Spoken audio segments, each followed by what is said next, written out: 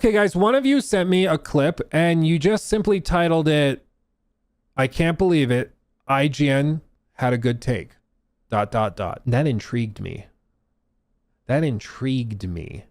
Dare I say. So I was like, what could this possibly be? I clicked on it. And it is IGN calling out greedy price hikes from major console manufacturers in the games industry. What? Interesting. And it's not from that one guy we really like who started doing videos for IGN. It's actually coming from their, like, I believe he's the executive editor, Ryan McCaffrey. Let's see what he has to say. It's not supposed to be like this. Until the current 9th console generation, video game hardware had a cyclical, predictable pattern. A new console came out at a semi-reasonable price. The early adopters jumped on it during the first year of sale, and over time, hardware prices would fall as console components became cheaper to make. Yeah, you remember way back then when prices went down as years went by? You remember that?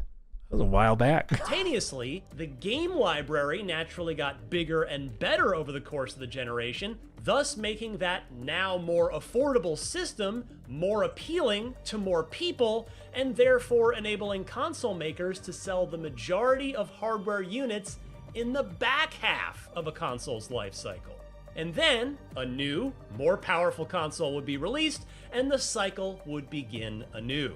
Yeah, and it helped the industry pick up momentum too, because you would have this moment like where the PS4, for example, it starts out, early adopters get it, some people lag behind, but then you just start getting banger after banger after banger on there. And then by the time you buy in, maybe like you buy into the generation in 2015 or 2016, like a few years in, you get the console for heavily discounted from where it launched, and you have a massive library. And then it just keeps getting better because they keep tagging on more games and more games. And it just gets more and more exciting as more and more stuff happens. And then nowadays, it's just not that. But no longer. Whether you want to blame political policy, the insatiable hunger of tech companies to push AI into our lives, thus necessitating one resource-hungry data center after another, pure greed by capitalist companies that make our gaming devices, or some combination of the three, we now face a new grim reality. Gaming is no longer affordable, and instead of getting less expensive in the second half of the PS5 and Xbox Series X generation, it is getting even pricier. I mean, without a doubt. Arrested Development reference? It's one banana, Michael. What could it cost? $10? The down... Dude, I freaking love that show. It's so good. I always say, you know, there's always money in the banana stand. Here's the thing. I hear people often, they want to attribute one really clean, easy explanation for why things are the way that they are. And the truth of the matter is, it is a blending of a lot of things. Like, is it true that RAM prices have gone up a lot and that affects costs of hardware? Yes. Is it true that things like tariffs or the war in the Middle East that affects oil prices, that affects energy costs, which therefore affects transportation costs, which therefore affects the price of the goods you pay or buy? Yes, that's true too. Is it also true that big corporations are greedy? And when you combine all of this, what I think you end up with is like situations where Sony or Xbox, they're looking at their console and they're like, okay, this thing, we were charging $500 for it. Now, you know, and our cost was maybe like $400. So after marketing, distribution, all this stuff, we have been charging $500. We were walking away with like $100 margin. Now our costs have gone up to like $450. So we could raise the price to $550 and maintain that margin. Or we could use the same excuse and take it up to $600. And then we have $150 of margin. And we get to blame macroeconomic conditions and use that as the excuse to raise prices across everything. We can blame inflation and we can raise the price of all of our subscription services. I like that. I think that basically is what's happening, is that yes, costs go up, but let's be real. What's happening is that these big companies are living by the words, I think it was JFK who used it in a political context, but he said, never let a good tragedy go to waste. It might have been LBJ. I don't remember exactly who it was. It's been a minute since I took a government class, but there was a famous American politician who said, never let a good tragedy go to waste. And in the case of this, companies do the same thing. Never let a good tragedy go to waste. In this case, you've got a built-in excuse where you can raise the price of pretty much everything and point the finger at everybody else, and your customers can't get mad at you. But now people are just starting to get peeved, really peeved, and they're running out of money. That's really, at the end of the day, that's what it comes down to, is that people just don't have enough money anymore. When people are buying things on credit cards and just credit in general, they can absorb price hikes better, but people have run out. I pulled this up because this is another example of it happening. Doritos, show of hands. Who likes Doritos? I do. Do I like Doritos $7 a bag worth? Nope. Well, it looks like the average customer feels the same way. Like, look at this. $7 a bag ended up costing Doritos selling for $7 a bag ended up costing PepsiCo billions. That is the headline here. Crazy. Yeah. According to Bloomberg News. Probably not big enough, Romaine, but right now, PepsiCo, it's actually going to slash prices by up to 15% on some of their salty snacks after sales plunged and the company missed internal revenue targets for 2 years in a row. The idea they learned that if we charge people $7 for a bag of Doritos, they won't actually buy those Doritos. Is that demand destruction? It's exactly what it is. Dorito demand destruction? Yeah. Did they have to put this into Claude to figure this out, or like a spreadsheet? So there is the willingness to pay did not go to $7 for a bag. Huh. Now they're being sarcastic. Okay. The point is the executives should have realized that charging $7 for a freaking bag of Doritos is insane. But what's happened for years is that companies would raise prices, blame it on inflation, and consumers, this was borne out in the data, people would still buy it. Okay.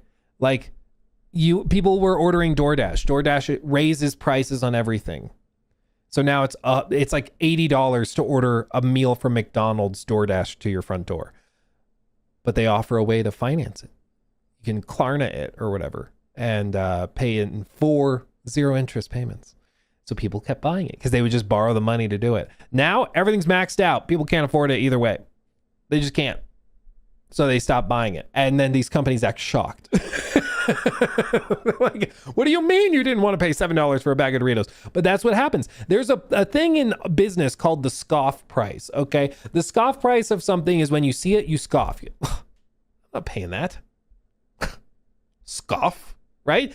And they found it with Doritos at $7. The question in the games industry is, what is that scoff price for hardware, for games, for that type of thing? I think what we've seen is that when you raise games to like $70 for AAA stuff, the scoff price is there unless the game passes a certain quality threshold. So standards have risen. When AAA games were 60, people were willing to maybe go pay $60 for an 8 out of 10, a B- or a C+ even. Nowadays, the discourse has shifted, and if a game is not basically a masterpiece, people act like the review score is terrible. If it reviews in like the 7 out of 10 range, if it reviews even in the 8 out of 10 range, people are like, wow, I was hoping it would be really good.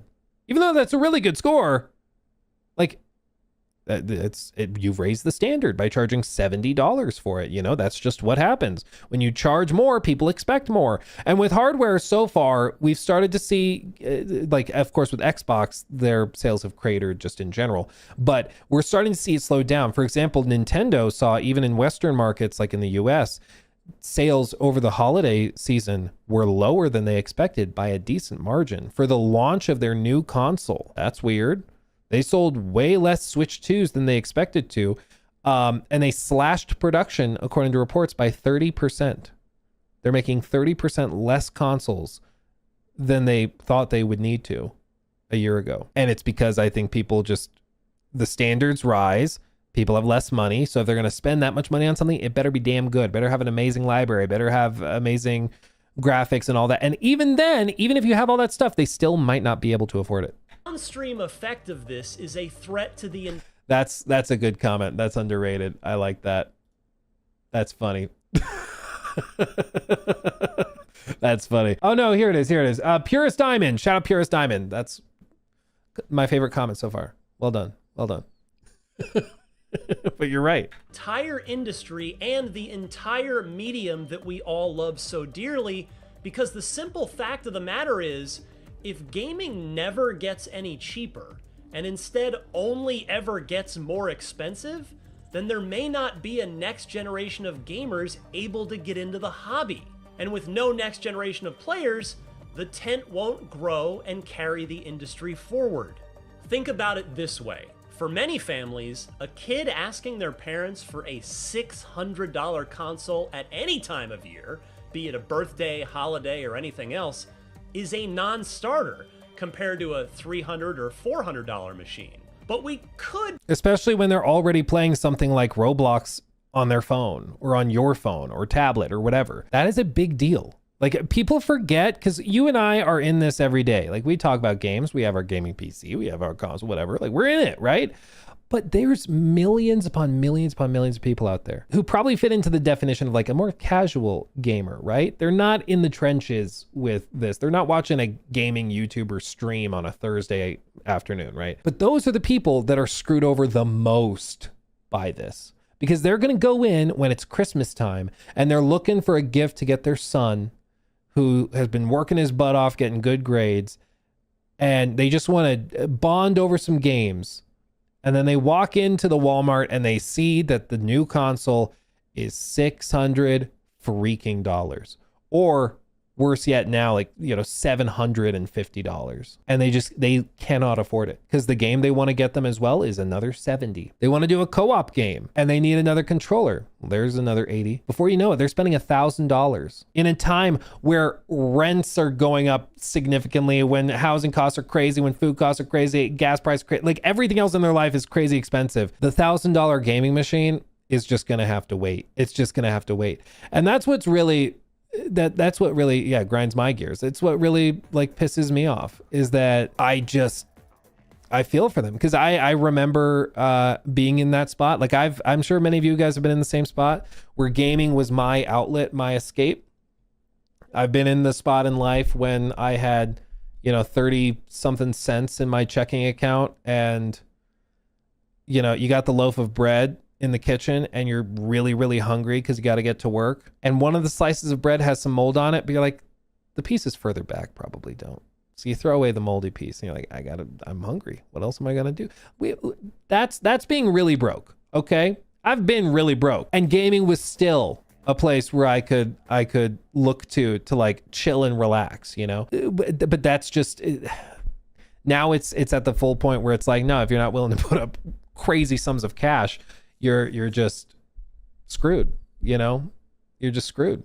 Sneaky pickle. No, because I ain't a brokey. You got me there. You got me. Yeah. Oh, there you go. Jesus. Destin, good to see you. Remember when one exec said something about leaving a tip when they finish a game? I don't think that would go to the devs. Yeah, it was the former, I think it was a former Blizzard head, Ibarra, I think it was. Something Ibarra. He said, and I can see how in his head he was thinking about it. He's like, you play a game and you play Animal Crossing, you love Animal Crossing, you finish it, it's rolling credits, and it's like, would you like to send a tip to the developers? I enjoyed that game so much, I'm going to send them $50 extra, right?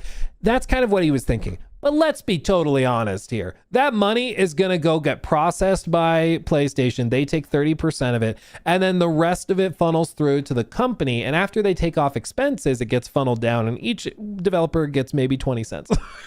Like, it was, I understand what he was trying to say, but it was like, bro, let's be real. Let's be totally real with how this would work. It's just not going to work. Yeah, it's just, but here's maybe a glistening bit of hope. Okay, the market is big enough, or the industry is big enough. It's never like going away. It's not like, the games industry is just going to die and then there's no games ever. There's always going to be a free market competition, and we do see certain developers that aren't plagued by these problems. The real studios who are going to struggle in the next 5 years are the Insomniacs, I think, unless they're being subsidized by a PlayStation, because Insomniac spending $300 million to make Spider-Man 2, that's not sustainable. KCD 2 being made for $50 million, That At works. Caleb's92 donated $20 through Super Chat. Thank you. But have you thought about the poor shareholders of the trillion-dollar company? They won't be You're able right, to I get their should. third Tuscan villa if they don't increase prices. You're right. I shouldn't laugh. They do have it harder than me. You're right. You're right. Yeah. It's like that South Park thing where they were talking about piracy, the piracy of music. Like, look at this guy. He's not going to be able to buy his kid his own private island. And instead, he's going to have to wait probably a couple of months. That's literally what it is. Yeah, I think that the potential is there. Like the big studios that spend years and years, hundreds of millions of dollars, they're going to be screwed. Okay, they're in trouble without a doubt because that's not sustainable. But there are other studios that are showing you can make good games without spending insane amounts of money. You just probably can't be based in like New York City or San Francisco. It just doesn't really work that well when you scale it up, you know. But the other piece of this is that ultimately when people stop buying, what is the ultimate deciding factor in all of this? It's supply and demand. If people say, I'm not going to pay $900 for the console, and the PlayStation 5 Pro sales crater now that the price hike has kicked in, even with like GTA 6, it craters. And it's just not moving consoles because people just can't afford it. What's going to happen? I think Sony executives will be like, well, you know what's better than $0 of revenue? $800, $700. Even if our margins are shrinking, or even if we get to the point where we're losing a little money and we're making it up on the back end with software sales, so be it. So be it. Because once the hardware, like this is why hardware is important. Once hardware goes, your ecosystem starts to die. You know, like, because if there's no people on your platform, all of your other things don't work.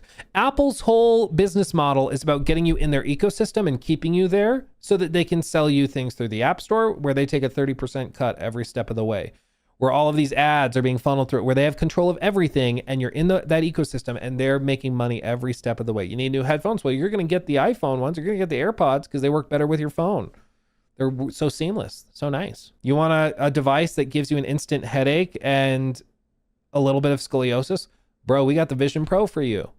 You know, that's how they do it. Get you in the ecosystem, keep you there. And for Sony, that's been the goal too. But once people stop coming into the ecosystem because the hardware is so expensive, that doesn't work. So well, I'm hopeful. This is my prayer to the gaming gods. Dear Reggie Fils-Aimé, listen to me. Hear our prayer. Hear our cry. I'm hoping that Asha is real hungry. I'm praying that Asha goes to Satya and says, beep boop, it is I, the AI queen. Please give me approval to get in and be aggressive as shit and go crazy at the start of this next generation. Let me go and discount Xbox hardware significantly. So we are the cheapest console and the most powerful one. And we have Game Pass. Let us be the true best value gaming platform that makes it look like Sony ain't even trying. Because here's the deal. If the Xbox next gen console, whatever they end up calling it, Helix or whatever, if that launches at $1,200, that gives Sony free reign to launch at $1,000 for the PS6, and it will still be considered the budget console, okay? And that's where we've kind of been assuming that Xbox would be playing, is in that like $1,200 range as a premium product. And I think that's where like the Phil Spencer Cerebon vision was going. I don't think that works. Like if you think Xbox sales are bad now, I think they'd be really bad after that. Okay? If they come in and they're able to offer like a $599 console. It's crazy to think that nowadays like $600 would be considered a budget console, but that's where we are nowadays. That's just where we are. So if they were able to come in though, hundreds of dollars lower than the PlayStation 6, that could fundamentally shake up the whole generation. Because I think like back in 2020, especially, interest rates were near zero. Money was flowing because a lot of it was subsidized by the government. Like money was flowing. So people were willing to spend, $500 here, $600 on a console. Nowadays, people's wallets are a lot tighter. They're having to, tighten their belt straps a little bit. And I think back then, having a Series S alternative to the Series X wasn't as big of a deal as it would be today. I think if they came out in 2028 or whenever the next gen kicks off, and they have a powerful device that will run all the newer games and it has Game Pass, and it comes in hundreds of dollars cheaper than PlayStation, it could potentially move the needle so long as performance isn't impacted horribly. We'll just have to see how much. But I think there's an opportunity. Like anytime in the market there is a point of pain, a pain point, you can either just sit there and be like, it is what it is, which is kind of what PlayStation seems to be doing and priming for. It should just be like, things are expensive. Oh, well, where are you going to go? You're going to buy an Xbox. That's kind of PlayStation's mentality right now. But if Xbox comes in and sees that pain point and is hyper aggressive to try and meet gamers where they are and deal with that, that could seriously shake things up. But we'll just have to see if that actually works. I think Sony's going to find out what market destruction means. Doritos lost $7 billion on their products because they hit a price point that was too much for people's wallets. Thank you, Edgar, for the 10. And yeah, I think that there is at some point a breaking point. There's that scoff point. And as of right now, we haven't found it yet. We've seen the point where demand drops. The price has gotten to the point where the demand is starting to drop, but you got to figure out where that sweet spot is. And for them, you know, if they're seeing that their margins are increasing, they're making more money but from each unit, but they're selling less units, there is some point where that breaks, where yes, you're selling less, you're making more on each, but because you're selling so many less, you're losing money compared to if you just lowered the price and made less on each individual unit. And it's finding that sweet spot between the supply and the demand and everything that is what these companies have to do with projections and stuff. But ultimately, all of this goes back to just the simple point. Voting with your wallet is the ultimate way all of this is changed and dictated. Ultimately, they will charge more if they think they will get away with it. It's that simple. They're charging $900 for a PS5 Pro because they think that you'll still spend money on it. Because they think people will want GTA 6 so bad, they will still buy it. So like if people just don't buy it, they need to sell units, they need to get people in the ecosystem, and they'll have to cut it. Maybe it means they don't make any money on the console. Maybe it means they even lose a little bit of money on the console, and they'll just have to make it up when you buy a game for $70 and they take 30% of it. But ultimately, if you just don't, it will change their behavior. Intergalactic Pirate Radio, thank you for the 10. Project Helix, able to run Steam, is definitely a game changer. Bridging the gap between PC and console markets is probably going to be the focus for the next 5 years, maybe. I do think, like, I was never going to really consider getting an Xbox if it's just going to be another Xbox, right? Because for me, it just doesn't make sense. I have a gaming PC, I'll play games there. And if it launches on Xbox, it's launching on PC anyways. But seeing that I could play like a high fidelity game with cross save functionality, all of that stuff, but up on like in the living room and then just come back downstairs and immediately pick up where I left off, that's appealing. I know there's going to be a Steam Deck, but that's expected to be pretty weak, pretty lightweight, baby. It's not expected to be a super heavy duty machine. And you could build a custom PC to put up there, but then you got to run it through Windows. And the whole like premise of the Helix is that it's going to be running a special OS or a stripped down version of Windows. So, but yeah, I agree. I think it could make sense. It could make sense. And that could be a differentiating factor for real, for a lot of players. The idea that you'd be able to play PC games, but with a console level of streamlining, that could be really, really cool. GTA 6 on PC next year, though, my guess. This is just my guess, and then we'll get back to this. My guess, GTA 6 launches in November. Everybody in Rockstar goes on vacation for Christmas. They will have been crunching a lot. They get back in the studio January. They have to start revving up to do the online mode launch, probably within 6 months. They launch that in the summer. Then they start on the PC port of all of that. Historically, it takes Rockstar about a year to finish the PC port once they start working on it. So at the very soonest, I'm thinking January of 2028. I'd guess more like, middle of 2028. That would be my guess. That'd be my guess, but we'll see. We'll see. Let's continue. I feel like I got a little distracted. We're only 2 minutes into this video. Oops. Perhaps even excuse that in the past, because the answer would just be wait for the price to drop. Except, as we've been seeing this generation, that isn't happening. How did we get here? So how did we end up here?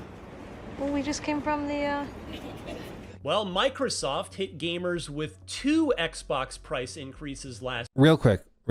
I just want to say, I think I know what they used for editing this. You ever wonder why like some pages will just like randomly fill their videos with like little movie quotes? And you're like, how did you even find that? There's a website called yarn.co, not a sponsor, but you can just like search a phrase. Do we go? And you search, and then it has all of these clips from all of these movies, music videos, and all this. And then they just splice it in. I think that's what they're using. I think they're doing something like that because they'll do it where like you can tell they have some quote. Like, Well, what is this? So how did we end up here?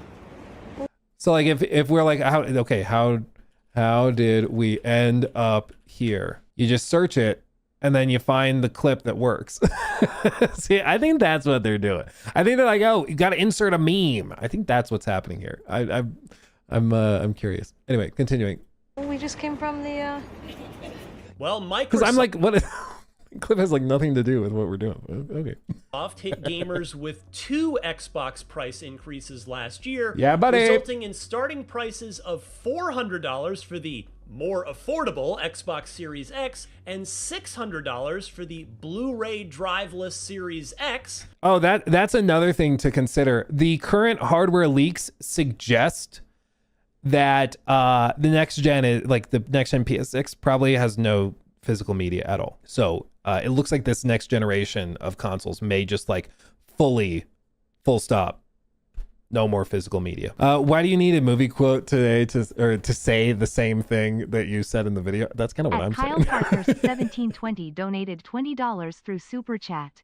Series S at start of the gen was goated. Halo and COD 120 FPS. Cyberpunk eventually 60 FPS. Native 1440p. Upscaled 4K. Upscaled 4K.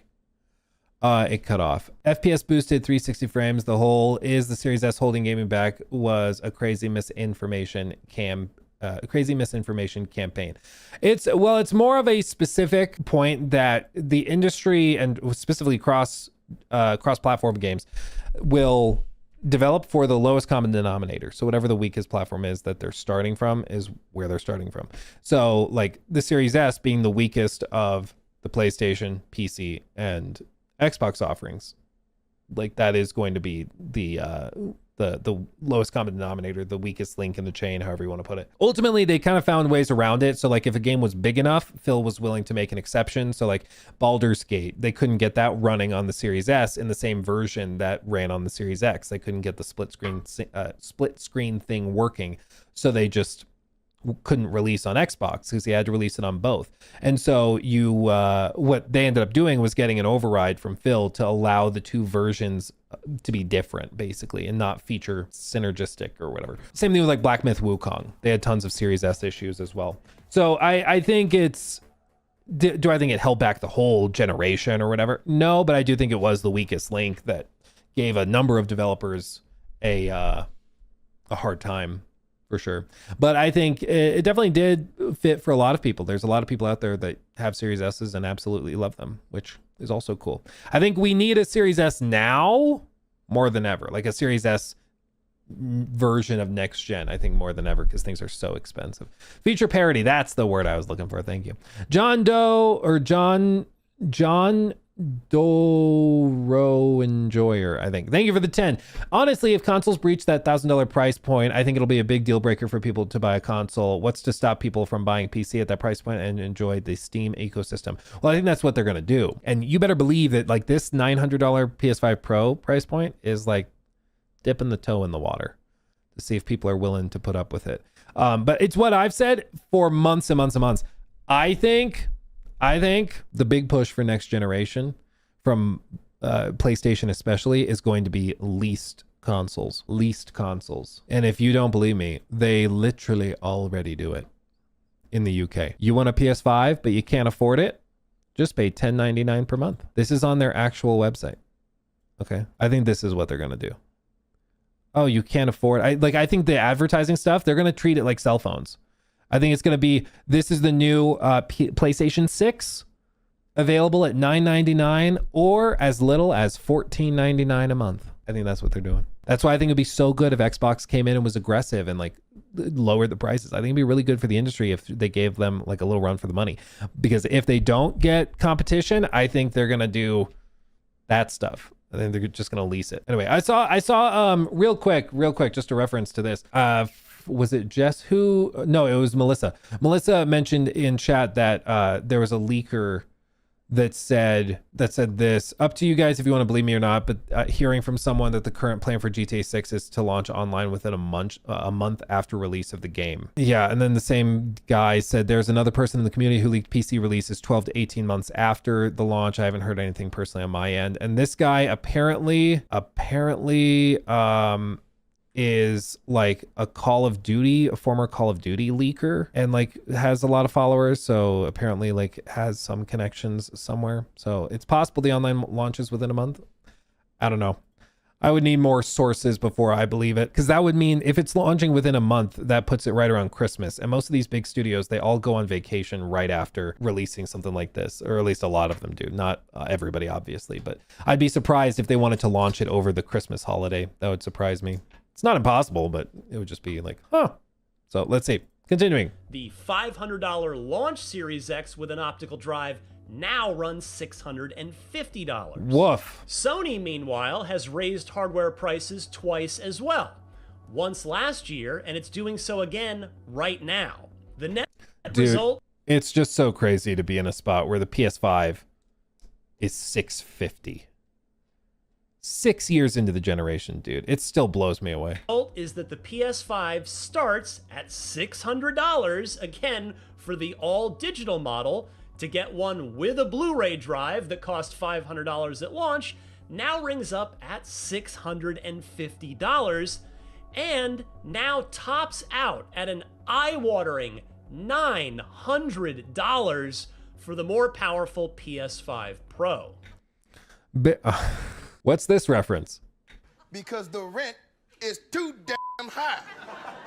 Nintendo is part of the problem. That's a reference to a U.S. presidential candidate from 2012, I think. That's a deep cut. That's a deep cut. Problem here too. Remember last year when the company pushed back pre-orders of the just announced Switch 2? We may never know if the Switch successor's price went up during that deliberation, but we do know that the console we got is $450. And by the way, I looked it up with an inflation calculator. The Switch 1's $300 launch price from 2017 equates to $400 in today's money, not $450. And I'm not even going to get... Yeah, man, if you can get an extra $50, why not get a little extra $50, you know? Because again, they can blame it on inflation and tariffs and all this. If you can get a little bit extra, why not? Why not? Get into the big end software prices for this argument. Oh, and don't worry, PC gaming, you're guilty too. GPU prices are rising while hard drive and RAM availability is scarce for the foreseeable future, which naturally sends prices skyward. It does, but I've told you guys, I actually expect the RAM crisis to settle earlier than expected. And a guy I know who does works in software engineering, he sent me something, and he is way smarter than me.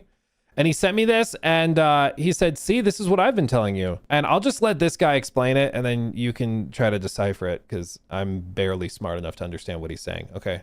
True that RAM prices are finally going down? Yes, because of Google Turbo Quant. What is that? So when AI is talking to you, it keeps a memory log of the entire conversation, so it knows what it's already talked about. That log is called the KV cache, and it gets bigger with every single word you type in. I don't know a lot about computer intricacies. Okay, I'm just being real, but I believe this man. I think he knows what he's doing. He's got the goofy goggles. He's got a computer, a random collection of wires. He's using acronyms I've never heard of. That sounds like a man who knows what he's talking about. Conversation with a big model can eat up tens of gigabytes of RAM in that conversation alone. So then how does Turbo Quant fix that? Yeah, and that's why, so there's two sides of this, to be clear, as my buddy explained it to me. There is the RAM and hardware that's used for training, and then the RAM and hardware that's used for running the models once it's been trained, okay? Two sides of it. What he's describing here is the RAM and the hardware that's needed to run it once it has been trained. Okay, so you'll still need massive server farms and supercomputers to train the models. That isn't affected by what's described here. But once it's been built out, this is where what he's describing comes into effect. That memory log I just mentioned, every entry is stored as a 16-bit number. That's way more precision than you need, but you can't just round things down because some of them are way bigger than others. If you compress them all at once or in an equal way, those big numbers really mess things up. What TurboQuant does is rearranges all of those numbers so they are very close to the same size. So now, Okay. Just in case somebody was lost. What TurboQuant does is rearranges. Just in case you were wondering, I can, because I'm not confused. You're confused, and I'm just helping you understand it. The challenge is optimal vector quantization. Sneaky fickle. So magnets? High dimensional vector, uncompressed memory, arrow into compression goals, near lossless, high compression, 3 to 4 bits, online accelerator friendly, near theoretical lower bound. Exactly. Magnets. All of those numbers so they are very close to the same size. So now you can compress everything without these outlier values existing that mess things up. The end result is that 16-bit number I mentioned goes down to 3. So that means 5 times smaller, but it still performs just as well. So then how does that compression make RAM cheaper for me? So same AI models now need less memory, so there's less demand from the data centers, which drives the prices down. So that means I can finally build the custom PC of my dreams. Yeah. Hey, is it? Effectively, like I said, there's two sides of it. There's the training side, and then there's the application side. But what he's describing is that the application side all of a sudden needs 5 times less memory if you integrate and execute what Google's discovered, this new compression method. So all of these data centers that ordered, say, $100 billion worth of RAM, now, if they implement this, they were projecting they would need 100 billion. Now they only need 20. So they could still build more than they need. They could spend 30 billion or 40 billion. Still a whole hell of a lot less than the 100 billion. So this probably realistically ends up with like orders being adjusted and canceled, certain projects being scaled more accurately, especially because Microsoft is even seeing when they announce new spending on AI infrastructure, their stock price plummets like 3 to 4% every time they announce a new round of spending. So investors are fed up with it. So if a company can say, hey, we found ways to save money on the AI build out, that makes investors happy, which is all that really these companies care about. So it is likely that we will continue to see that pressure on RAM prices settle as optimizations continue to be found and implemented, and then all of this adjusts. But yeah, and long story short, I don't think the RAM thing is happening forever, okay? I think we are going to see it settle. It still probably takes 6 months to a year to fully trickle all the way down. But I do think that we're probably calming down at this point. No matter what screen you want to do your gaming on, it's making your wallet even lighter and lighter to do so, unless you're playing on your phone. Which brings me to my next question. Do game publishers and developers, and do we as gamers, really want the future of this medium to be Roblox on a smartphone or whatever the next user-generated content machine is? Well, I think I've said this before. I think that a lot of people that are playing Roblox right now are going to grow out of it. What I'm hearing now is like all these executives panicking over Roblox, and they're all like, oh my God, Roblox is taking over the world. It's going to be massive. It's going to be all people do for games. It's the same energy as back in 2013 when everybody was like, everything's going to be on phones. Everybody has phones right now. Everything's going to be mobile. Nobody's going to buy consoles or gaming PCs. But what did we see? People grew up, and if they only played mobile games in school or instead of studying or in between classes or on the bus or whatever, they would eventually graduate and get maybe a Switch, or maybe they get into PC gaming or console gaming. They just, their tastes changed, right? They evolved. I don't think it's all doom and gloom. And funnily enough, you know, if you're talking about trying to appeal to the next generation, the younger generation that's playing Roblox or Fortnite or whatever right now, I don't think the way to do that is by charging an exorbitant price for hardware. Like if your goal is really to make inroads with the people who are playing these games for free on their phone that they already have, the way you get them to come over to your side is not by charging $1,000 for hardware. That's just not how it's going to work. It doesn't work. Dude, Roblox has become a huge social platform. It has. I mean, Roblox is freaking gigantic. It has, like, at this point, Roblox is worth more than Activision Blizzard. Like, it's insane. It's absolutely outrageous. But, and it's not going away, to be clear. It's not going away. But I do think that there's going to be a lot of people who are willing to try different elements of gaming, different avenues they haven't explored before. And I've seen that anecdotally where, like, I have a younger sister who played a bunch of Roblox while she was going through school because it was like the place to play games with all of your friends. And then she was like, yeah, but I've seen trailers for this thing. I think it's called Animal Crossing. It looks awesome. And she wanted to check it out. And that's how it happens, I think, is that it's just willing to broaden the horizons. Roblox has its place in the ecosystem. I'm pretty certain that publishers don't want it to become the only reliable way to bring in younger gamers. Yeah, where else will all of the predators go? Where are they supposed to play? Roblox is their home. Like, Jesus. What's messed up is I'm not even, like, that's not even really a joke, dude. That's not even really a joke. It's like actually insane how toxic and horrible Roblox is. It's bad. It's bad. And I'm pretty sure players, like, I'm not letting my kids touch Roblox. I'm being real with you. Keep it 100. Not doing it either. I sure as hell don't. It's mostly user-created slop that can be valuable, yes, as a learning tool for future professional game developers, but it's also not fit to be the default or standard in a world with a...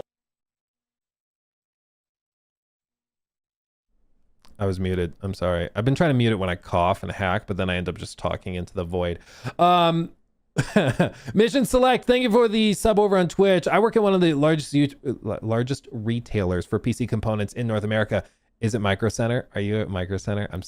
I love Micro Center. Maybe it is, maybe it's not. I don't know. Our suppliers have told us that the pricing will only continue to get worse through 2027. It's been a terrible year for us this year, and it's only going to get worse regardless of Google's new optimization. Just a heads up. I choose to reject your reality and live in my own happy bubble. Okay.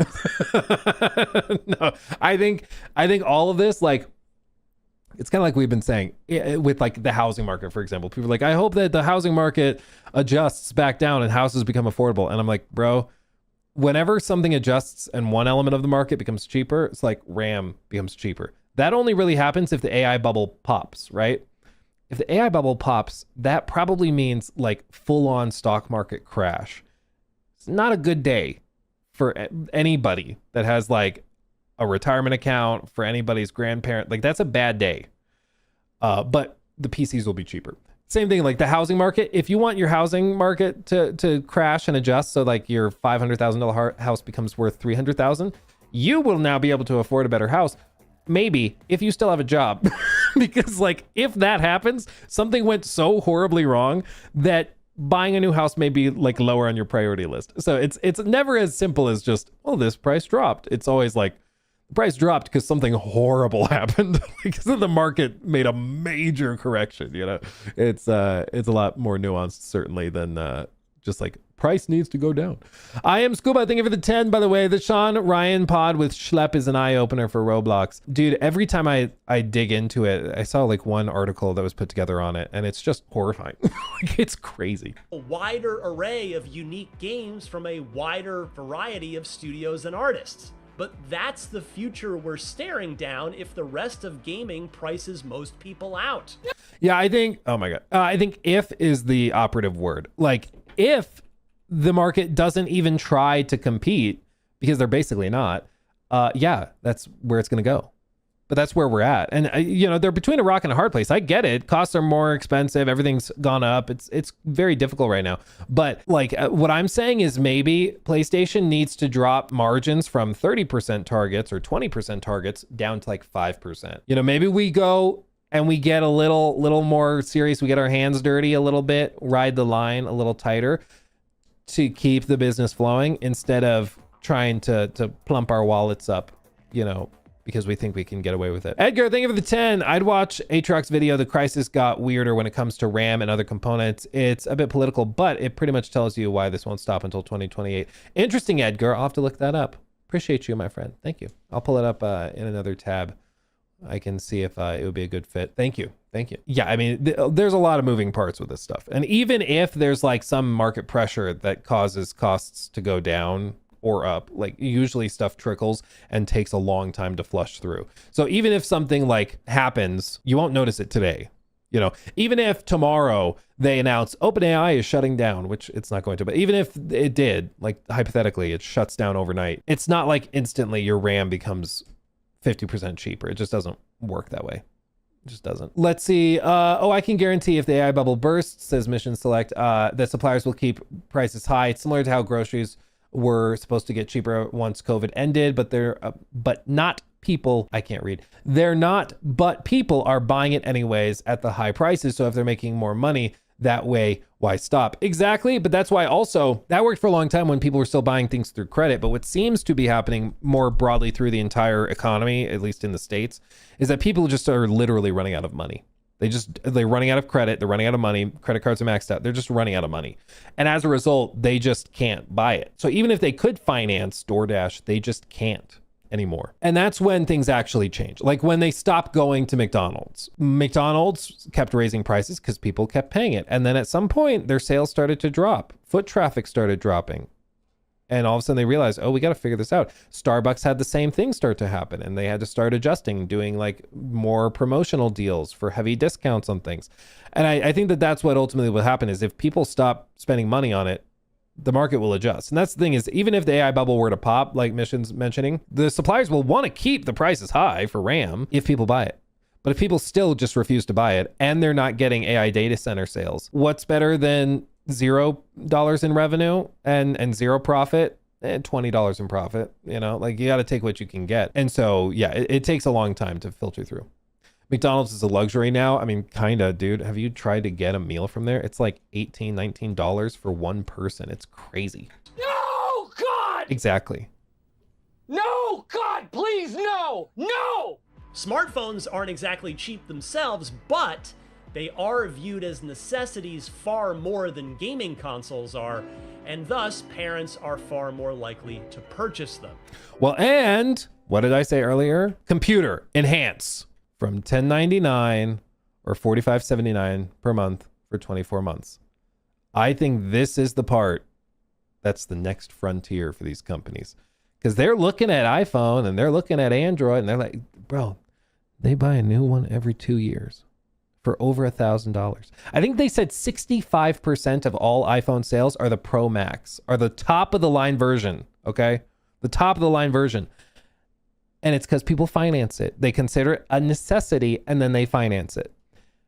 And I think that's going to be the big move. I think what Sony's going to do is they're going to partner with some big bank or something, and they're going to offer through their own platform a leasing or a financing program for you to sign up and do it that way. You roll it in, and it's like, if you sign up for PlayStation Online today, while you sign up and buy your console, we'll discount it by $1 a month.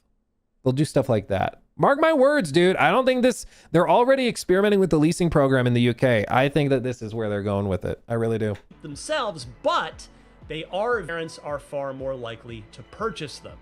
This isn't to condemn mobile gaming as an inherently bad thing, but if mobile becomes the only place that an increasing number of players can access games, that might spell doom for the market that relies and thrives on consoles and PCs. So what can we do about it? Well, unfortunately, the burden of responsibility falls with the platform holders. Sony, Microsoft, and Nintendo need to find ways to make the cost of entry lower. Yeah, I guess I would just counter and I'd be like, they'll keep charging exorbitant prices if people keep buying it. And people have kept buying it. But what we've seen is when people stop buying it, you start to see adjustments and you start to see them try to figure out how to get ahead of it and put things on sale, do bundles and stuff like that. But yeah, I think ultimately it does land on the manufacturers to try and get ahead of it. It's why I'm really hoping Asha comes in and is hyper aggressive and is like, we need to win market share. Because I really do think the start of this next generation is the one shot they have to gain significant market share. Because if Sony comes out at $1,000 and it's all like crazy expensive across the board, if they could come out and actually have like a really competitively priced console with good performance, it could really blow it up. Necessarily on day one, but eventually. Can Nintendo put together a Switch 2 Lite that, say, shaves $100 off the price tag? I almost guarantee you they're working on that. I think so. There's a reason they did those, because people bought them for their kids. Again, go back to the example of the father that goes into the Walmart to get his kids a Christmas present. Probably can't afford a $900 PS5 Pro, but if he sees the Switch Lite and it's priced, or Switch 2 Lite, and it's maybe priced at like $299, that could work. That could do. I could go along with that. You know, I think that could make a big difference. Perhaps by shrinking the screen, removing the docking functionality that gives the device its name, and putting a smaller battery in it, that would go a long way towards getting more Nintendo Switch 2s into more people's hands. It'd be a good place to start, at least. As for Sony and Microsoft, it's trickier, as they are working with more powerful and thus more expensive hardware. What might end up happening is that the overlap between generations gets even longer. Meaning, if you were annoyed by how long it took Sony to leave the PS4 behind and start letting its developers set the PS5 as the minimum spec, then you might really not like where we're heading once the PS6 arrives. Yeah, I mean, it doesn't take a genius to put it together. If you're charging $1,000 for the PS6, a lot of people are not going to upgrade. And if they're not upgrading, they're not spending money on a PlayStation 6 exclusive game. So I would not be surprised if we're getting PS5 games all the way through like 2032. Like, seriously, I think that there's a chance Fallout 5 launches on the PS5. Probably looks just like Starfield, honestly. Like, there's a decent chance of that, dude. I can see a world where the PS5 essentially becomes the more affordable, there are those two words in air quotes again, PlayStation once the PS6 arrives, with most games supporting both the old and the new device for a majority of the generation. Same with Microsoft, who has already said that the next-gen Project Helix console PC gaming hybrid will be a, quote, very premium, very high-end experience.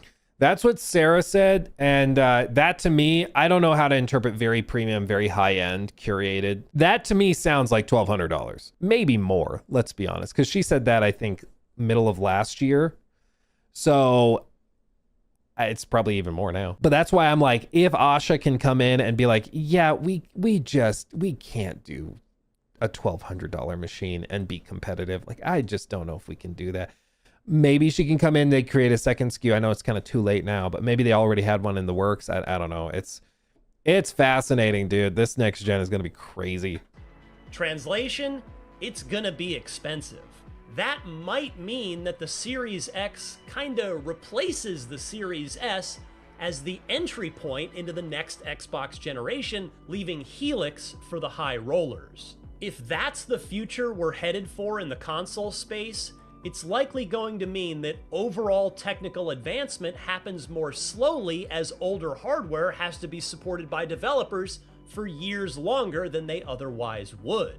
Maybe it will anyway, on account of both Moore's Law and the ever more expensive pursuit of 4K 60 frames per second photorealistic graphics that's causing development budgets and timelines alike to continue to balloon to historic highs.